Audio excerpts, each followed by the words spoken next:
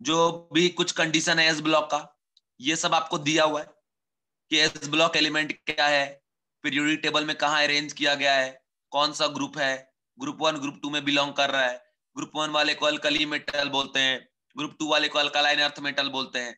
Group 1 में कौन element है ये नाम याद होना चाहिए। नाम याद करने का तरीका है फिंगर ऐसे बाहर निकाल लो और ये हाथ ऐसे बोलो, ऐसा lithium, sodium, potassium, rubidium, caesium, francium, 4 बार बोलोगे ऑटोमेटिक याद हो जाएगा।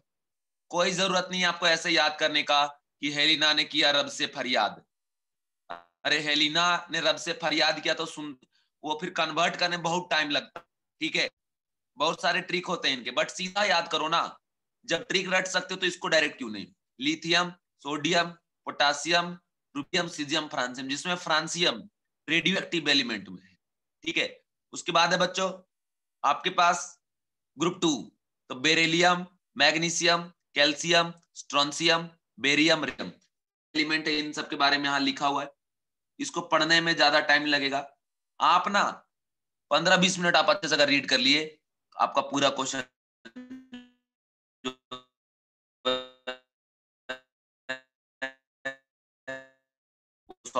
कोई बच्चों नहीं। And lithium, rubidium and caesium have much lower abundance, ठीक है।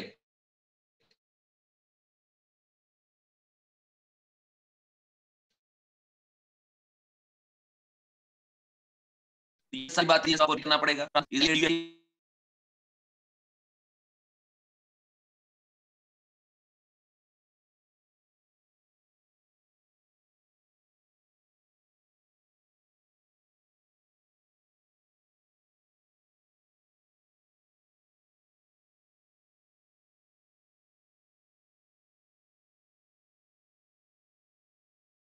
वन इलेक्ट्रॉन आप रिमूव करते हो तो उस रिमूवल में जो भी एनर्जी आपको देना पड़ता है, ठीक है, उसी को हम लोग क्या बोलेंगे बच्चों, आयनेशन एनर्जी। अब यहाँ पे आयनेशन एनर्जी का ट्रेंड होता है कि लिथियम से सीजियम पे जब जाते हैं तो जेड इफेक्टिव कांस्टेंट है, रेडियस बढ़ता जाता है, रेडियस बढ़ता जाएगा, जेड इफेक्टिव कांस्टेंट रहेगा, तो उसका फोर्स ऑफ अट्रैक्शन क्या होता जाएगा बच्चों, कम होता जाएगा वैलेंस शेल का न्यूक्लियस के साथ। तो फाइनली वहां पे क्या होता है बच्चों कि जैसे टॉप टू बॉटम जाते हैं तो साइज बढ़ता जा रहा है धीरे धीरे, ठीक है, और attraction between nucleus and valence electron कम होता जा रहा है। तो आप उसको इजिली निकाल सकते हैं जिसमें अट्रैक्शन कम होगा, तो टॉप टू बॉटम जाने पर अट्रैक्शन कम, इसी वजह से आयनेशन एनर्जी का वैल्यू बच्चों जब आप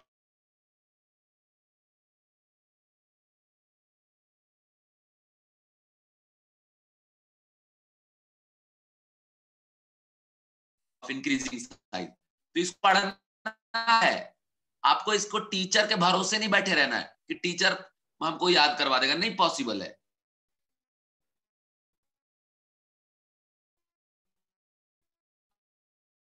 आप जब पढ़ोगे तभी याद होगा। Give answer please. Ionisation enthalpy समझ में आ गया, आयनेशन एंथैल्पी समझ में आ गया, ठीक है। इसके बाद देखिए हाइड्रेशन एंथैल्पी। हाइड्रेशन एंथैल्पी क्या होता है, तो जब आप ग्रुप 1 के आयन को वाटर में डिसॉल्व करोगे, ठीक है, उस प्रोसेस में, या ग्रुप 2 का आयन जो भी है, तो जब आप आयन को वाटर में डिसॉल्व करेंगे, ठीक है, तो वाटर में जब आप डिसॉल्व करेंगे तो ये आयन का वाटर मॉलिक्यूल के साथ इंटरेक्शन होगा। होता है एक पॉजिटिव पोल, नेगेटिव पोल। जैसे अगर आप बात करते हैं बच्चों, अगर आप बात करते हैं किसका, H2O का, तो H2O में देखिए, H2O में HOH, ऑक्सीजन का इलेक्ट्रोनेगेटिविटी ज्यादा होता है हाइड्रोजन से, इलेक्ट्रॉन पेयर शिफ्टेड टुवर्ड्स क्या आपका ऑक्सीजन, इस पे डेल नेगेटिव, इस पे क्या आपका डेल पॉजिटिव। तो वाटर में 2 पोल है, एक पॉजिटिव पोल और एक है क्या आपका निगेटिव पोल, ठीक है, 2 पोल है। अब इसमें क्या होता है, चूंकि 2 पोल प्रेजेंट है इसीलिए अब जैसे आयन डाल दिया पे प्लस, इंटरेक्शन निगेटिव पोल के साथ होगा। तो कोई भी टाइप का इंटरेक्शन हो, किसी भी टाइप का इंटरेक्शन हो, हर एक इंटरेक्शन में क्या होता है बच्चों, एनर्जी रिलीज होता है। तो जब वाटर मॉलिक्यूल के साथ कोई भी आयन, जब उसको हम वाटर मॉलिक्यूल में डिसॉल्व करते हैं तो एक एनर्जी रिलीज होता है, उसी एनर्जी को हम लोग क्या बोलते हैं बच्चों, हाइड्रेशन एनर्जी। अगर वाटर नहीं होता कोई और सॉल्वेंट होता तो फिर उसको बोलते हैं बच्चों हम लोग सॉल्वेशन एनर्जी। अब देखिए हाइड्रेशन एनर्जी डिपेंड उसका मैग्नीट्यूड, इंटरेक्शन जहां ज्यादा होगा उसका एनर्जी ज्यादा होगा। तो बच्चों ऑब्जर्व ये है कि अगर जितना ज्यादा चार्ज का डेंसिटी होगा, चार्ज डेंसिटी हाई, तो इंटरेक्शन भी क्या होगा, हाई। और अगर इंटरेक्शन होगा उस केस में एनर्जी ज्यादा रिलीज करेगा।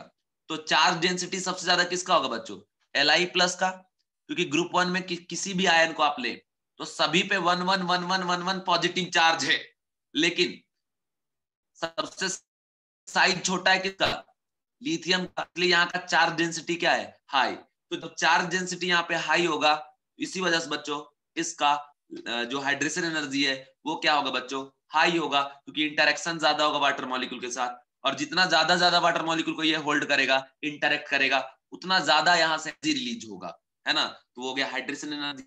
देखिए मैं जो ये आपको बता रहा हूं ना, वो मैं मेरे चीज को नहीं पढ़ा रहा हूं, मैं मेरे हिसाब से भी पढ़ा रहा हूं, क्योंकि मैं पढ़ाता हूं तो बहुत डिटेल में जाता हूं, वो आपने देखा है।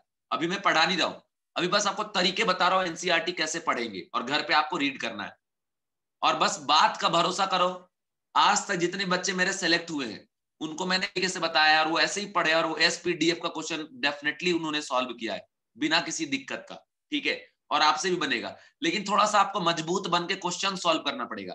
क्वेश्चन जब लगाओगे ना तो 50 में से सपोज 30 क्वेश्चन रॉन्ग हो जाएगा, पहले 20 सही होगा, लेकिन बाद में फिर 50 सॉल्व करोगे तो 30 सही होगा, धीरे धीरे बढ़ता जाएगा। क्वेश्चन से क्वेश्चन सॉल्व करने की आदत डालना है, खास करके एसपीडीएफ में, जो आज हम लोग करेंगे सॉल्व। देखिए तो ये हो गया। अब जैसे यहाँ पे जो ट्रेंड दिया है बच्चों, यहाँ पे जो ट्रेंड दिया है, ये देखो यहाँ पे जो ट्रेंड दिया है हाइड्रेशन एनर्जी का, ये क्या है आपका Li+ Na+, ये ट्रेंड है डिक्रीज का। Li+ maximum degree of hydration, and this reason lithium salt is mostly hide, जैसे LiCl.2H2O बनाता है। अब यहाँ कौन कैसा एग्जिस्ट कर रहा है, क्या नेचर है ये ना, कि all the alkali metal are silvery white, soft and light metal. Because of large size, these element have low density, क्योंकि डेंसिटी इक्वल टू क्या होता है, मास बाय वॉल्यूम। और आपको पता है कि किसी भी पीरियड में जब आप लेफ्ट टू राइट जाते हैं तो रेडियस डिक्रीज होता है, और अपने पीरियड में सबसे ज्यादा होता है ग्रुप 18 वाले का रेडियस, ठीक है। तो ग्रुप 18 वाले को छोड़कर जो ग्रुप 1 का एलिमेंट है उसका रेडियस क्या होता है, सबसे हाई। इसलिए डेंसिटी मास बाय वॉल्यूम जब आप करते हैं तो डेंसिटी कम हो जाता है इसका। उसके बाद यहाँ दिया है कि the melting and boiling point of the alkali metal are low, indicating weak metallic bonding due to the presence of only one single electron, single valence shell electron, ठीक है, समझ गए। तो अल्कली मेटल के पास वैलेंस सेल में एक ही electron है।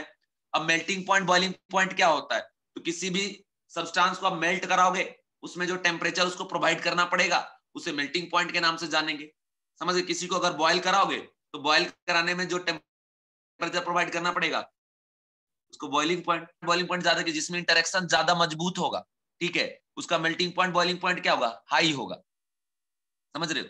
जिसमें इंटरेक्शन कमजोर होगा उसका मेल्टिंग पॉइंट बॉइलिंग पॉइंट क्या होगा बच्चों, कम होगा। तो ये आपका पूरा कंडीशन है, सारा कुछ दिया है, बस इतना ही पढ़ना, ज्यादा पढ़ोगे याद ही नहीं होगा। उसके बाद यह दिया इलेक्ट्रॉनिक कॉन्फ़िगरेशन। ग्रुप 1 वाले के लिए जनरल इलेक्ट्रॉनिक कॉन्फ़िगरेशन क्या होता है, इनर्ट गैस NS1, NS मतलब बैलेंस सेल में एक इलेक्ट्रॉन जाएगा S में। तो देखो लिथियम का 2s1, इसका 3s1, 4s1, 5s1, 6s1, ठीक है, ऐसे करके होता है। इसका 7s1, और बाकी किसी का भी लिखना हो, ठीक है। तो कंडीशन है बच्चों कि आपको कॉन्फ़िगरेशन लिखने का मैंने आर्के टेक्निक तो बताया ही है। बाय यूजिंग आर्के टेक्निक आप किसी का भी कॉन्फ़िगरेशन लिख सकते हैं। आर्के टेक्निक क्या था, SSP SPS, ठीक है, DPS DPS FDPS और FDP, ये जो बताए थे इस कंसेप्ट का आप यूज करके किसी का भी आप इलेक्ट्रॉनिक कॉन्फ़िगरेशन लिख सकते हैं बिना किसी दिक्कत का, ठीक है। बस एटॉमिक नंबर पता होना चाहिए। अब एटॉमिक नंबर कैसे निकालेंगे, उसके लिए मैजिक नंबर का हेल्प लीजिए। जैसे हो गया आपका lithium, sodium, potassium, rubidium, caesium, francium. तो बच्चों क्या होता है ना कि यहां से मैजिक नंबर होता है वैसे 2, 8, 18 और 32, ये 4 नंबर मैजिक है, बट यहाँ यूज कैसे करना है, यहाँ पे 8, यहाँ पे 8, यहाँ पे 18,